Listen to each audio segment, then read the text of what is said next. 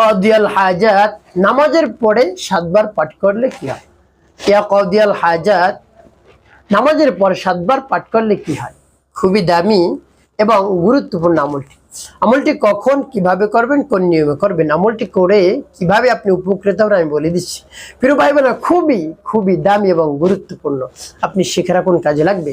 তাই বিস্তারিত জানার জন্য, আমলটি শিখে রাখার জন্য ভিডিওটি না টেনে না কেটে ধৈর্য এবং মনোযোগ সহকারে শেষ পর্যন্ত দেখতে থাকুন, তাহলে সঠিক নিয়মে আপনি আমলটি করতে পারবেন। প্রিয় ভাই বোনেরা, এই আমলটি করতে আপনাকে কি কি করতে হবে? আপনি যে কোনো নামাজের পর করতে পারেন। নামাজের পর নামাজের মুসাল্লায় বসে নামাজের পরে যে তাসবিহ তাহলিল রয়েছে সেগুলো আদায় করবেন। আদায় করা যখন শেষ হবে, এরপরে আপনি আমলটি শুরু করে দিবেন। শুরুতেই জীবনের গুনার কথা স্মরণ করে ক্ষমা প্রার্থনা করবেন। আল্লাহ আমার জীবনের সকলের গুনাহ খাতাগুলো মাফ করে দিয়ে আমার অন্তরকে পাক পবিত্র বানিয়ে দেন। এরপরে 3 বার দুরূদ শরীফ সাল্লাল্লাহু আলাইহি ওয়াসাল্লাম সাল্লাল্লাহু আলাইহি ওয়াসাল্লাম সাল্লাল্লাহু আলাইহি ওয়াসাল্লাম ইস্তিগফার এবং দুরূদ শরীফ যখন পাঠ করা হয়ে যাবে, এরপরে আপনি কি করবেন? এরপরে আপনি সেই দোয়াটি পাঠ করবেন। যখন পাঠ করবেন, আল্লাহ রাব্বুল আলামিনের কাছে মনে মনে বলবেন, হে আল্লাহ, আমার আমলকে, আমার সময়কে কবুল করুন। যে সমস্যা সমাধানের জন্য আমলটি করছে সেই সমস্যা সমাধান করে দিন।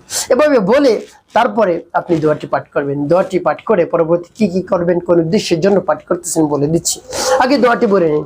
ইয়া কাদিয়াল হাজাত, ইয়া কাদিয়াল হাজাত, ইয়া কাদিয়াল হাজাত, ইয়া কাদিয়াল হাজাত। এভাবে যখন পাঠ করা হয়ে যাবে, এরপরে আপনি কি করবেন? কিছু দেন, তারপর আপনি আবারও পাঠ করবেন। কাদিয়াল হাজাত,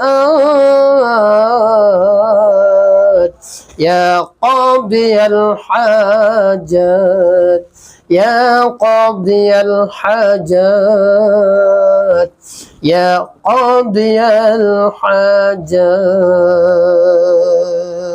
পাঠ করেন, তারপর আপনি মনে ধরে যে আবার পাঠ করবেন। কাদিয়াল হাজাত, ইয়া কাদিয়াল হাজাত, ইয়া কাদিয়াল হাজাত, ইয়া কাদিয়াল হাজাত। পাঠ করা সরে। প্রিয় ভাই বোন, কতবার? গুনি গুনি 7 বার পাঠ করবেন। শেষে 3 বার দুরূদ ইব্রাহিম পাঠ করবেন।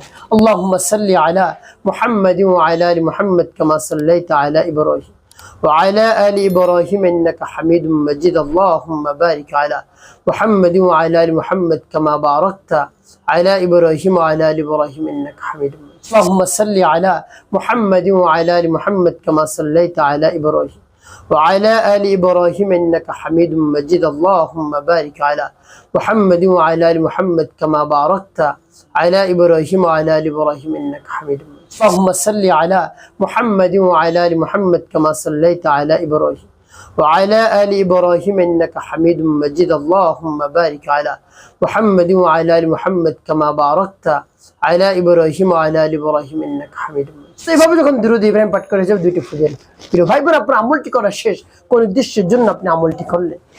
আপনার যত ধরনের চাওয়া পাওয়া রয়েছে, আপনার কাছে টাকা নেই, অর্থ নাই, সম্পদ নেই, ঋণগ্রস্ত হয়ে পড়েছেন, রিজিক নিয়ে টেনশনের মধ্যে পড়ে গিয়েছেন, কঠিন বিপদ আর বিপদ, কঠিন রোগে আক্রান্ত হয়ে পড়েছেন, সন্তান অবাধ্য, স্ত্রী অবাধ্য, স্বামী অবাধ্য, কোনোভাবেই সংসারে শান্তি নাই, অশান্তির আগুন ধাউ ধাউ করে জ্বলছে, কোনোভাবেই আপনি শান্তি পাচ্ছেন না। রব্বে কারিমের দরবারে এভাবে নামাজের শেষে দোয়া করুন, ইয়া কাদিয়াল হাজাত। সকল প্রয়োজন আল্লাহ রাব্বুল আলামিন মিটিয়ে দিবেন, সকল ইচ্ছা, আশা, ভরসা, কামনা, বাসনা পূরণ করে দিবেন। যত ধরনের মনে ব্যথা রয়েছে, বেদনা রয়েছে, সব দূর হয়ে যাবে ইনশাআল্লাহ। প্রিয় ভাই বোনেরা, মন খুলে বিশ্বাস নিয়ে দৃঢ়তার সাথে স্থির হয়ে যদি বলতে পারেন, কাজ হয়ে যাবে ইনশাআল্লাহ। একটি কাজ আপনি করতে হবে, 5 ওয়াক্ত নামাজ আদায় করতে হবে, মানুষের কল্যাণে খেদমতে কাজ করবেন। অবশ্যই আপনার জীবন হবে সুখময় এবং শান্তিপূর্ণ ইনশাআল্লাহ।